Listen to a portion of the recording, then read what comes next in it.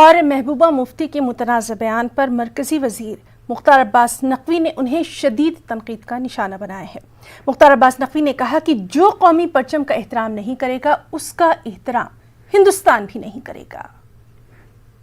एक निशान मांग रहा है हिंदुस्तान, तो एक विधान एक निशान मांग रहा है हिंदुस्तान। ये 7 दशकों से ज्यादा के से देश की डिमांड थी, हिंदुस्तान की डिमांड थी। इन 7 दशकों की डिमांड को 7 घंटों में नरेंद्र मोदी जी ने पूरा किया है।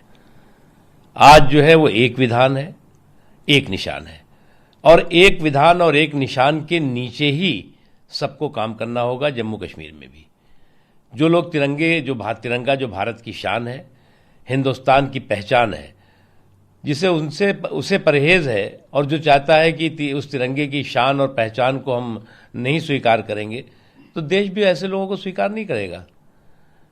इसलिए वो चुनाव लड़े नहीं लड़े, ये उनकी अपनी समस्या है।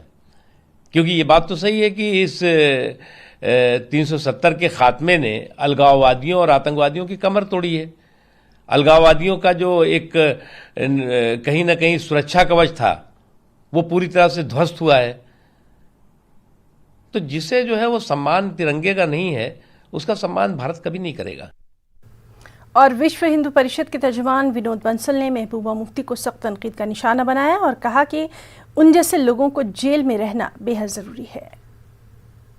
ये संविधान की शपथ लेकर मुख्यमंत्री बनने वाली महबूबा को ये समझना होगा कि कश्मीर का विलय अंतिम है।